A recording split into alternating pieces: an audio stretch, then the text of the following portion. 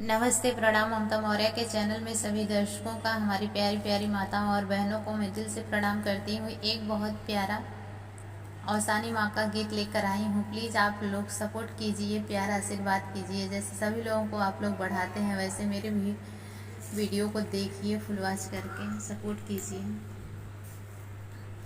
बेफई के दिनायनी मोल हो, औसान मैया गईलो लो भाई। बेफई के दिनायनी मोल हो, औसान मैया गईलो लो भाई। सुख सोमवार मई के मनहु न भावे, सुख सोमवार मई के मनहु न भावे। बेफई के दिनायनी मोल हो, औसान मैया गईलो लो भाई। बेफई के दिनायनी मोल हो, औसान मैया गईलो लो भाई। कन्याकुमारी मई के मनहु न भावे, कन्याकुमारी मई के मनहु न भावे। सात सोहागिन में कौन गुने हो, माई गईलो लो भाई। सात सोहागिन में कौन गुने हो, माई गईलो लो भाई।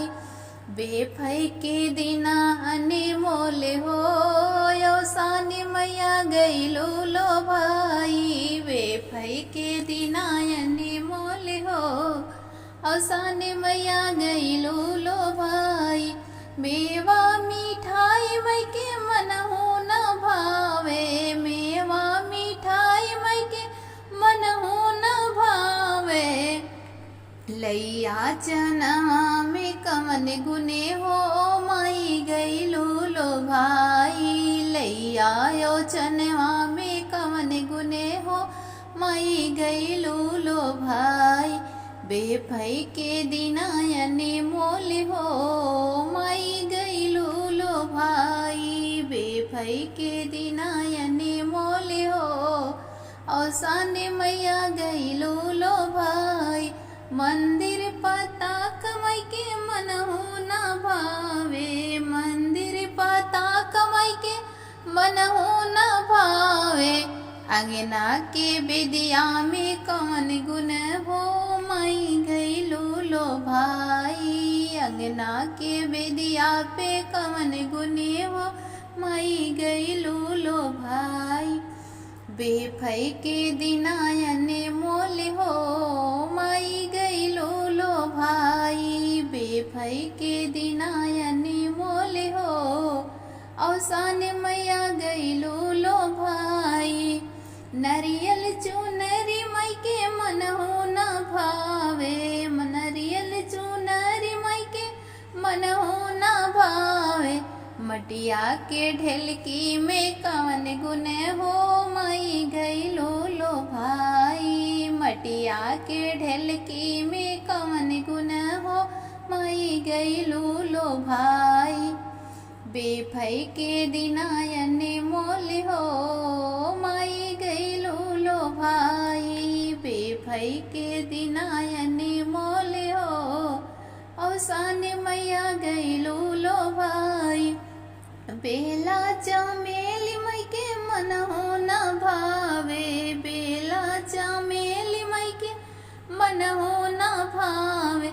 अड़हुल के फुलवा में कौन गुने हो, माई गईलो लो भाई। अड़हुल के फुलवा में कौन गुने हो, माई गईलो लो भाई। बेफई के दिनायनी मोल हो, माई गईलो लो भाई। बेफई के दिनायनी मोल हो, माई गईलो लो भाई। ब्रह्मा यो विष्णु मई के मनहु न भावे, ब्रह्मा यो विष्णु मई के मनहु न भावे।